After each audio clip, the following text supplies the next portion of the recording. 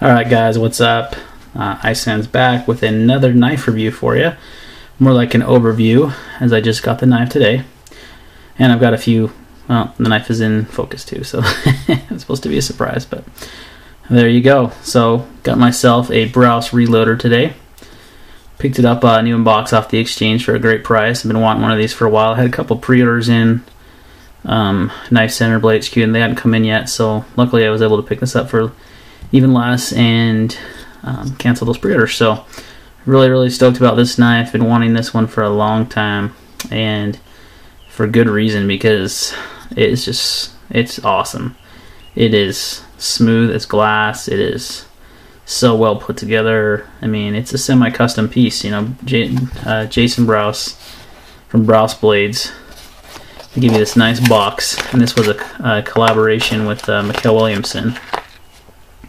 They give you these nice little swag and some stickers. Williamson Urban Tactical.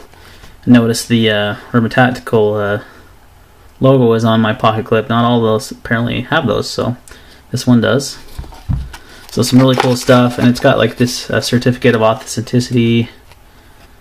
Brous Blades, we are pleased to offer you a certificate of authenticity for your semi-custom Brous Blades folder. Limited 1 of 500 pieces. So pretty cool presentation. You don't get that with production knives, and I know some people consider this to be a production knife because there's, you know, so many made and so many different things, but I like the word semi-custom that he used. Definitely think that's a more accurate description. So let's get into the knife a little bit. You can see it's got sculpted G10 scales that are just beautifully done. I mean, such great detail in the scales. Just awesome. Nice stainless hardware. It's got that really aggressive G10, like that gear pattern back spacer. Titanium liners. It's got a reversible pocket clip. When I received it, it was on the left side, and I kind of panicked, thought, oh man, I got a left-handed version of this. And I realized all you do is remove that little screw, and this just literally pulls out. And you can see here on the other side, maybe you can see, yeah, it's pretty dark. There you go. See that little slit, and if once you remove that screw, you can actually move that over to left hand. So you got left and right tip-up carry. So left easy or not, left out on the dark on this one. It's a flipper. Obviously you can see the flipping mechanism. And did you hear that thing? Engaged? Bam. Just silky, smooth, and hardly any effort to flip. I know it uses a bearing system of some sort. I'm not sure what bearing system. It's got nice early lockup on the titanium liners. Doesn't stick. It's got a carbonized lock face, so it's going to help with the stickiness, and hasn't stuck on me yet once. So the flipping is just, I mean, it's definitely my nicest flipper. I have a few pretty nice flippers, and this one is definitely the best. I love the logo there on the blade, Brous Blades. That's really cool. Got some aggressive jimping here, really aggressive jimping along the spine here and along the handles right here, but you really get, I mean, you get a really good grip on that. So really cool blade shape. Definitely digging it. It's kind of a recurve, a modified tanto. It's got some nice swedges in there, and you've got your cutout here if you wanted to. I think it's more for looks. It looks awesome, but you can also open the knife like that. It's not as efficient as the flipper, but hey, it'll do. Now see, there you go. If you get your thumb in there, you can open it that way. So a couple ways to open the knife. D2 steel. I think it says 66 right there. If I can get the camera to flip and focus.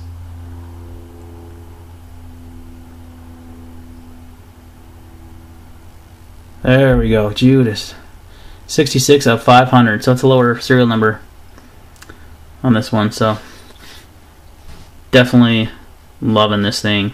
It is absolutely sweet. I mean, titanium pocket clip, like I said, titanium liners. It's a pretty hefty knife, weighs in about 6.2 ounces on my scale, which is even heavier than like my ZT560, which honestly I can't help but compare the two knives just because they're both flippers. Both have titanium construction of some sort, and they're both very, very smooth knives. And that's the 500. Grabbed the wrong one. So here's a size comparison for you. So it's smaller than the 560, though the 560 does weigh about 0.3 of an ounce less. So flipping wise, I mean, it's just as smooth, if not smoother, than the 560, which has a really nice bearing system in it as well. So he obviously used some sort of bearings. I don't know if it's IKBS or what. He didn't really specify what kind of bearing system he used, but it's very nice. I mean, this is such a smooth flipper. It just takes hardly any effort. Just a little push on that, flies right open. I mean, it's just a beautiful blade. Just beautiful. It's pretty hefty. I mean, it's thick. It's a thick knife. I mean, look at the size comparison to the 560 as far as thickness. I mean, it's definitely thicker with that G10.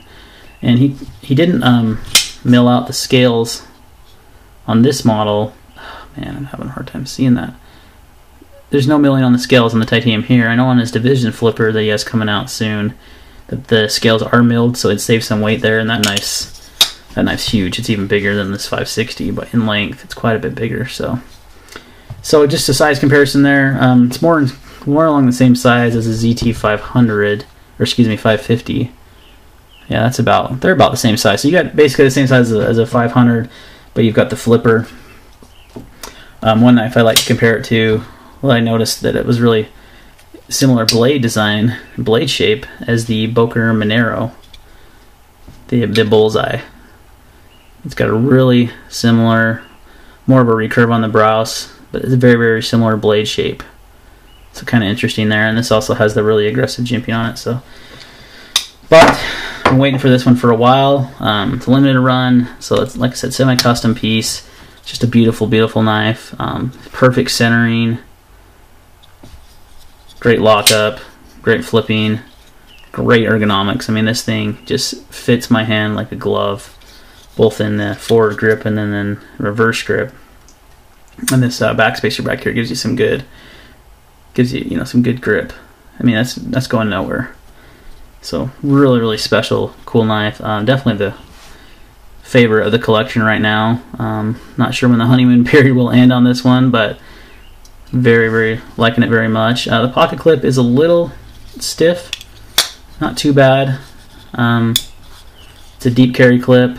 Some like those, some don't. I love them, especially on a big knife. I think it's kind of a must on a big knife because you don't want like this hunk of knife hanging out of your pocket. So definitely like it on a knife this size. Like I said, it's a little stiff. It's probably breaking a little bit. You can probably bend it out a little bit. It's not too bad of a pocket shredder, but it is a little stiff. So, and I think that is all that I have to talk about on this blade. If you have any questions or comments, leave them below. But I am super stoked to pick one of these up. I've been drooling over Jason's blades for a while now, and just totally love this reloader. I mean, it's just a sweet, sweet knife, and it's really the division flipper has kind of been off my radar just because it's such a long, large knife. But I'm kind of thinking if all of his knives are this good of quality, I mean, for the money, $300 that he charges for these, it's kind of crazy how nice the quality is. I mean, again, comparing it to this 560, this is not just a normal 560. This is the CBCF limited edition with the composite blade, S110V steel. This knife actually costs more money, but the Brous Reloader is, in my opinion, just as nice of a knife. I mean, get a little bit better steel. There's D2 steel on this. I know Jason loves D2 steel, and I know he treats it to a nice degree. So, a lot of custom knife makers use D2. There's nothing against D2. S110 has crazy retention, and it's kind of like a super steel. So I'm not sure. The steel's a little bit better on the 560 CBCF, but these are kind of hard to find these days, and the aftermarket, or not the aftermarket, the secondary market prices are really high on them.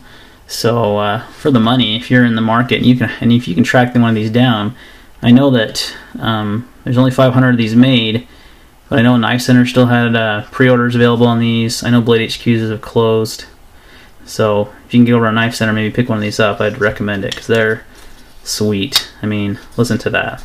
Oh, and the new shake test. See how, and look how smooth that is. Just flip it a little bit. I'm just gonna close it like this. Not many knives can do that. That's the sign of a very smooth I mean, the 560, another bearing knife. This 550 though, that's the kind of no bearings on this one, just washers. This is an exceptionally smooth 550, not the norm. So very smooth. Love it. Don't know what else to say about it besides the fact that I love it. That Jason Brous has an awesome product on his hand, and I can't wait for his other flippers and his other designs, because his fixed blades are, he's kind of renowned for his fixed blade, but his folders are simply awesome. So any comments or questions, leave them down below, and we'll catch you next time.